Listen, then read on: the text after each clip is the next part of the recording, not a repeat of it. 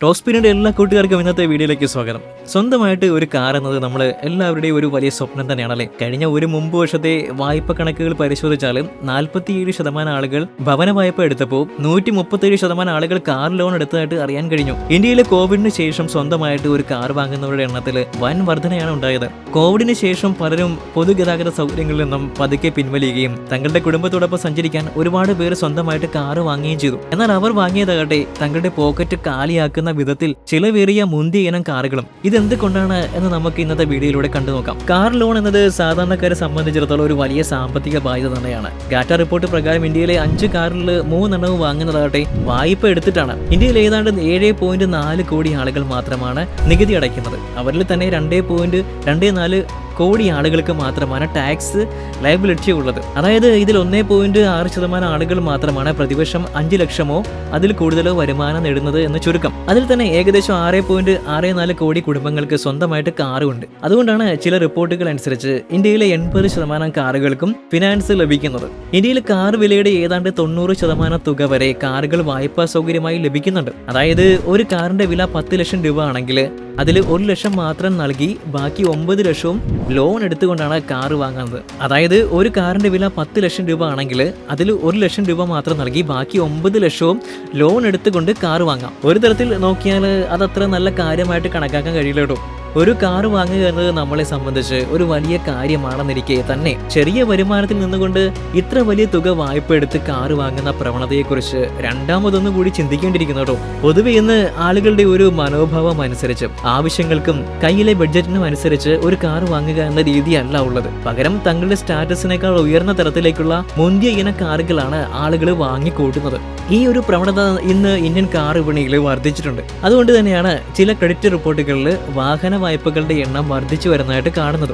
4 പേര് കണ്ട നമ്മുടെ കാറ് നല്ലവണ്ണം ഒന്ന് നോക്കണം, കിടിലൻ കാറാണെന്ന് പറയണം, അതുവഴി തങ്ങളുടെ സോഷ്യൽ സ്റ്റാറ്റസ് ഉയരണം എന്ന ആളുകളുടെ ചിന്തയാണ് ഇത്തരം കാറുകൾ വാങ്ങുന്നതിലേക്ക് അവരെ നയിക്കുന്നത്. കാറ് വാങ്ങുക എന്നത് മിക്ക ഇന്ത്യക്കാർക്കും ഒരു സ്റ്റാറ്റസ് സിമ്പിളായിട്ട് മാറിയിട്ടുണ്ട്. അവരുടെ ജീവിതത്തിലെ ഒരു വലിയ മൈൽ സ്റ്റോൺ ആയിട്ടാണ് അവരിതിനെ കാണുന്നത്. മറ്റുള്ളവരിൽ നിന്ന് വ്യത്യസ്തമായിട്ട് ജീവിതത്തിൽ എന്തെങ്കിലും ചെയ്തുവെന്ന് 4 ആളെ കാണിക്കാനും ഈ കാറ് വാങ്ങൽ വഴി അവർ ലക്ഷ്യം വെക്കുന്നുണ്ട് കേട്ടോ. ഇത് പണ്ട് മുതലേ ഉള്ളൊരു കാര്യമാണ്. 1985 മാരുതി സുസുക്കിയുടെ മാരുതി 800 ഇറങ്ങിയപ്പോഴും ആളുകൾ സ്റ്റാറ്റസ് സിമ്പിളായിട്ട് ഈ കാറുകൾ വാങ്ങിയിരുന്നു. സ്വന്തമായിട്ട് കാറുള്ളവരെ പൊതുവെ ധനികരാണെന്നുള്ളൊരു ധാരണയും നമ്മുടെ സമൂഹത്തിലുണ്ട്. 10 വർഷങ്ങൾക്ക് മുമ്പ് ഒരു ചെറിയ ഹാഷ് ബാക്ക് കാറുകളെക്കാൾ SUV-കൾ വളരെ ശക്തമായ രീതിയിൽ വിപണി കൈയടക്കിയിരുന്നു. പൊതുവെ വലിയ കാറുകൾ ആളുകൾക്ക് സമൂഹത്തിൽ വലിയ വില നൽകുമെന്നൊരു ധാരണയാണ് ഇതിലേക്ക് വഴിവെച്ചത്. നിലവിൽ വിപണിയുടെ 43% SUV-കളിലേക്കാണ് പോകുന്നത്. മറ്റു കാറുകളെ അപേക്ഷിച്ച് ഇപ്പോൾ ഇത്തരം വലിയ കാറുകളുടെ കാര്യത്തിൽ ഒരു മൊണോപ്പൊളി നിലനിൽക്കുന്നുണ്ട്.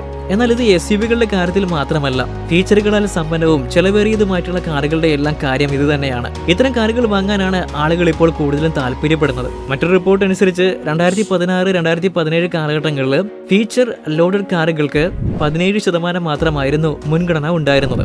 അത് 2021-2022 ആയപ്പോൾ 24% വർദ്ധിച്ചു. എന്നാൽ മാസ് മാർക്കറ്റ് കാറുകൾ കാണപ്പെടുന്ന ഇലക്ട്രിക്കലി അഡ്ജസ്റ്റബിൾ സീറ്റ്, വയർലെസ് ചാർജറുകൾ, സൺറൂഫുകൾ, അങ്ങനെ പല സവിശേഷതകളും അധികം ആരും ഉപയോഗിക്കാറില്ല. പുറമേക്ക് കാണുമ്പോൾ കാറുകൾക്ക് കൂൾ ലുക്ക് കിട്ടാൻ വേണ്ടിയിട്ടാണ് ഇവയെല്ലാം കൂട്ടിച്ചേർക്കുന്നത് തന്നെ. ഇതിൽ സൺറൂഫിനെ കുറിച്ച് സംസാരിക്കുകയാണെങ്കിൽ ടൈംസ് ഓഫ് ഇന്ത്യയിൽ പ്രസിദ്ധീകരിച്ച ഒരു ലേഖനത്തിൽ പറയുന്നത് ഇന്ത്യയിൽ കഴിഞ്ഞ 5 വർഷങ്ങളായിട്ട് സൺറൂഫ് കാറുകൾക്കുള്ള ഡിമാൻഡ് വൻതോതിൽ വർദ്ധിച്ചു എന്നാണ്. 2019 മൊത്തം കാറുകളുടെ എണ്ണം എടുത്താൽ അതിൽ ആകെ 3.5% കാറുകളിൽ മാത്രമേ സൺറൂഫുകൾ ഉണ്ടായിരുന്നുള്ളൂ. എന്നാൽ 2023 ആയപ്പോഴേക്കും ഏതാണ്ട് 26% വർദ്ധിച്ചു. ഇന്ന് ഏറെക്കുറെ 4 കാറുകൾ എടുത്താൽ ഉറപ്പായിട്ടും അതിൽ ഒന്നിലെങ്കിലും സൺറൂഫ് ഫീച്ചർ ഉണ്ടായിരിക്കും. സത്യത്തിൽ ഇന്ത്യക്കാരെ സംബന്ധിച്ചിടത്തോളം ഈ സൺറൂഫ് അത്ര ഉപകാരപ്രദമായിട്ടുള്ള ഒന്നാണോ? ഫോർഡിന്റെ ഒരു റിപ്പോർട്ടിൽ തണുപ്പുള്ള രാജ്യങ്ങളിലെ ആളുകൾ സൺറൂഫുകൾ തിരഞ്ഞെടുക്കുന്നതായിട്ട് പറയുന്നുണ്ട്. നോർവേയിൽ 15%, ഫ്രാൻസിൽ 11%, ജർമ്മനിയിൽ 10% ആളുകൾ അവരുടെ കാറുകളിലെ സൺറൂഫ് വേണം എന്ന് ആവശ്യപ്പെടുന്നുണ്ട്. ഈ റിപ്പോർട്ടിൽ തന്നെ വെയിൽ ലഭിക്കുന്ന രാജ്യങ്ങളിലെ ആളുകളും സൺറൂഫുകൾ ഇഷ്ടപ്പെടുന്നതായിട്ടും പറയുന്നുണ്ട്. സ്പെയിനിലും ഇറ്റലിയിലും 5%, ഗ്രീസിൽ 3% മാത്രം ആളുകൾ സൺറൂഫുകളുള്ള കാറുകൾ ആവശ്യപ്പെടുന്നുണ്ട്. എന്നാൽ ഇതിൽ നിന്നെല്ലാം പൊതുവേ നോക്കിയാൽ ഇന്ത്യക്കാർക്കാണ് ഈ ഫീച്ചറിനോട് കൂടുതൽ കമ്പം എന്ന് മനസ്സിലാക്കാൻ സാധിക്കും. അതുകൊണ്ടാണ് മറ്റ് രാജ്യങ്ങളെ അപേക്ഷിച്ച് ഇന്ത്യയിൽ ഇത്തരം കാറുകൾക്ക് ഡിമാൻഡ് കൂടുതലുള്ളത്. എന്നാൽ സാധാരണഗതിയിൽ ഒരു ബേസ് മോഡൽ കാറിൽ സൺറൂഫ് ഫീച്ചർ ഉൾപ്പെടുത്താറില്ല.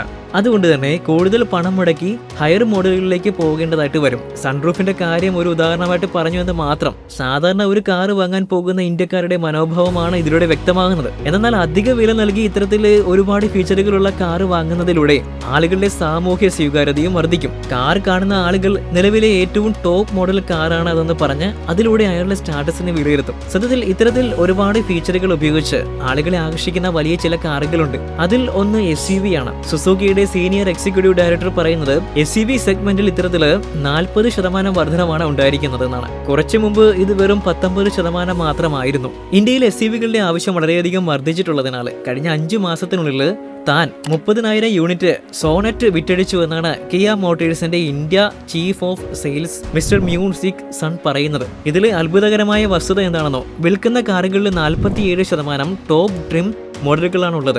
ഇനി പലതും SUVകൾ വാങ്ങുന്നത് അവയുടെ പ്രായോഗികതയെ അടിസ്ഥാനമാക്കിയാണെന്ന് കരുതുക. അവയ്ക്ക് നല്ല ഗ്രൗണ്ട് ക്ലിയറൻസും ബൂട്ട് സ്പേസും ഉണ്ട്. അതൊക്കെ വളരെ നല്ലത് തന്നെ. എന്നാൽ ഇന്നത്തെ നിരക്ക് നോക്കുമ്പോൾ ഈ വലിപ്പം ഹാഷ് ബാക്കുകളിലും സെഡാനുകളിലും കാണുന്നുണ്ട്. അതെ, ഒരു സെഡാനിലിരിക്കുമ്പോൾ ഒരുപക്ഷെ ഉയർന്നിരിക്കുന്ന തോന്നൽ നിങ്ങൾക്ക് ലഭിക്കുന്നില്ലായിരിക്കാം. എന്നാൽ ബാക്കിയുള്ള ഒരുവിധം കാര്യങ്ങളെല്ലാം അതിലും ലഭ്യമാണ്. SUVകൾ കോസ്ട്രോഫോബിക് ആയി തോന്നുന്നില്ല. എന്നാൽ ഒന്ന് ചിന്തിച്ചു നോക്കൂ, ആളുകൾ SUVകൾക്കായിട്ട് 6-7 ലക്ഷം ചെലവഴിക്കുന്നത് മറ്റുള്ളവയിൽ നിന്ന് വ്യത്യസ്തമായിട്ട് ഉയരത്തിലിരിക്കാൻ വേണ്ടി മാത്രമാണോ?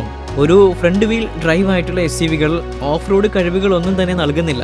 എന്നിട്ട് കൂടുതൽ ആളുകളും തങ്ങൾക്ക് താങ്ങാവുന്നതിലും അധികം വില നൽകി അവ വാങ്ങിയിരുന്നത് വെറും സോഷ്യൽ സ്റ്റാറ്റസിന് വേണ്ടി മാത്രമായിരുന്നിരിക്കണം. ഇതിനിടയ്ക്ക് തന്നെ റെനോ കിഗറും നിസാൻ മാഗ്നറ്റും റെനോയിലും നിസാനിലും പരമാവധി അഫോർഡബിൾ ആയിട്ടുള്ള രീതിയിൽ ഒരു ഹാഷ് ബാക്ക് കാറിന്റെ വിലയ്ക്ക് അവരുടെ കാറുകൾ നൽകാൻ ശ്രമിച്ചു. നിസാൻ മാഗ്നറ്റിന്റെ ബേസ് മോഡലിന്റെ വില ആരംഭിക്കുന്നത് വെറും i10ന്റെ വിലയിലാണ്. ഒരു XUV 300 ഒക്കെ വാങ്ങാൻ ഒരുപാട് വില കൊടുക്കേണ്ടി വരും. അതുകൊണ്ട് തന്നെ റെനോയും നിസാനും SUVയെ പോലെയുള്ള ചില കാർ മോഡൽ ഇറക്കിയെങ്കിലും വളരെ മോശം പ്രതികരണമാണ് ഈ കാറുകൾക്ക് ലഭിച്ചത്. ബോറടിപ്പിക്കുന്ന ഇന്റീരിയേഴ്സും ഇവയുടെ സ്റ്റിയറിംഗിലെ എഞ്ചിന്റെ മോശം പെർഫോമൻസും എല്ലാം ഇതിന് കാരണമായി. ഇത് കൂടാതെ ഇവയുടെ ഫിറ്റും ഫിനിഷും പോലും പെർഫെക്റ്റ് ആയിരുന്നില്ല എന്നും ഒരു പരാതി ഈ കാറുകളെ കുറിച്ച് ഉണ്ടായിരുന്നു. കാര്യം ഇതൊക്കെയാണെങ്കിലും റെനോയും നിസാനും അവരുടെ നിരവധി കാറുകൾ വിറ്റഴിച്ചു. ഒരു ഹാഷ് ബാക്കിന്റെ വിലയിൽ ആളുകൾക്ക് ഒരു SUVയുടെ അഭിമാനം ലഭിക്കുമെന്നതാണ് ഇതിന് കാരണം. ഈ സ്റ്റാറ്റസ് ഗെയിമിനെ പൂർണ്ണമായി ന്യായീകരിക്കുന്ന രീതിയിൽ പിന്നീട് മഹീന്ദ്ര അവരുടെ താർ 4x2 പുറത്തിറക്കി. സാഹസിക യാത്ര ഇഷ്ടപ്പെടുന്നവരെ ലക്ഷ്യമാക്കി ഓഫ് റോഡ് ഫീച്ചറോട് കൂടിയിട്ടാണ് ഈ കാർ കൊണ്ടുവന്നത്.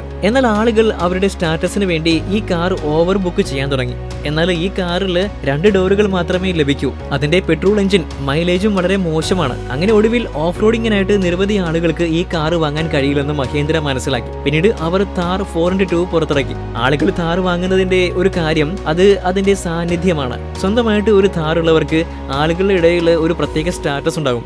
അതുകൊണ്ട് ഇന്ത്യക്കാരെ സംബന്ധിച്ചിടത്തോളം ഒരു കാർ വാങ്ങലിൽ സോഷ്യൽ സ്റ്റാറ്റസ് എന്നത് ഒരു വലിയ വാങ്ങൽ ഘടകമായിട്ട് മാറുന്നുവെന്ന് നിങ്ങൾ മനസ്സിലാക്കിയിരിക്കണം. സത്യത്തിൽ സ്റ്റാറ്റസ് നേടാൻ വേണ്ടി ലോൺ എടുത്ത് വലിയ വിലയ്ക്ക് ഒരു കാർ വാങ്ങുന്നതിന് മുന്നേ ആ വ്യക്തികൾ തീർച്ചയായിട്ടും ഐസ് ഉരുകൽ സിദ്ധാന്തം കൂടി മനസ്സിലാക്കി വെക്കുന്നത് നല്ലതായിരിക്കുമെന്ന് തോന്നുന്നു. ആ സിദ്ധാന്തം എന്താണെന്ന് ആകുമല്ലേ? നിങ്ങൾ റെഫ്രിജറേറ്ററിൽ നിന്ന് ഒരു ഐസ് പുറത്തെടുക്കുന്നു, ഉടൻ ഐസ് ഉരുകാൻ തുടങ്ങുന്നു.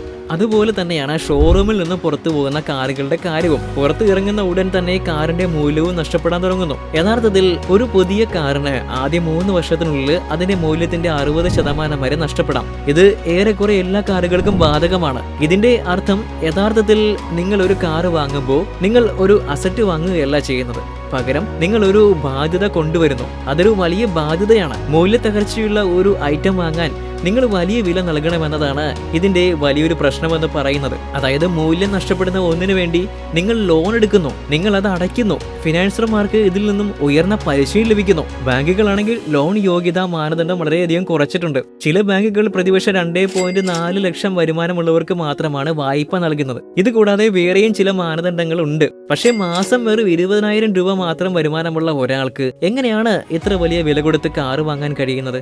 ആളുകൾക്കിടയിൽ വില എടുക്കാൻ വേണ്ടി ഇത്തരത്തിൽ ഒരു രീതി സ്വീകരിക്കുന്നത് ഒട്ടും ലോജിക് ഇല്ലാത്ത ഒരു കാര്യമാണ്. എപ്പോഴും ഓർക്കേണ്ട ഒരു കാര്യം, നിങ്ങളുടെ സമ്പാദ്യത്തിനനുസരിച്ച് നിങ്ങൾക്ക് അനുയോജ്യമായിട്ടുള്ള ഒരു കാറ് തിരഞ്ഞെടുക്കുക എന്നതാണ്. നിങ്ങളുടെ ഇഷ്ടമാണ് പ്രധാനം. നിങ്ങൾക്ക് ഇഷ്ടപ്പെട്ട കാർ അത് ഹാഷ് ബാക്കോ സെഡാനോ SUVയോ ഏതോ ആട്ടെ, സോഷ്യൽ സ്റ്റാറ്റസിന് വേണ്ടി ഒരു വലിയ നഷ്ടം ക്ഷണിച്ചു വരുത്തിക്കൊണ്ടാവരുത് നിങ്ങളത് വാങ്ങേണ്ടത്.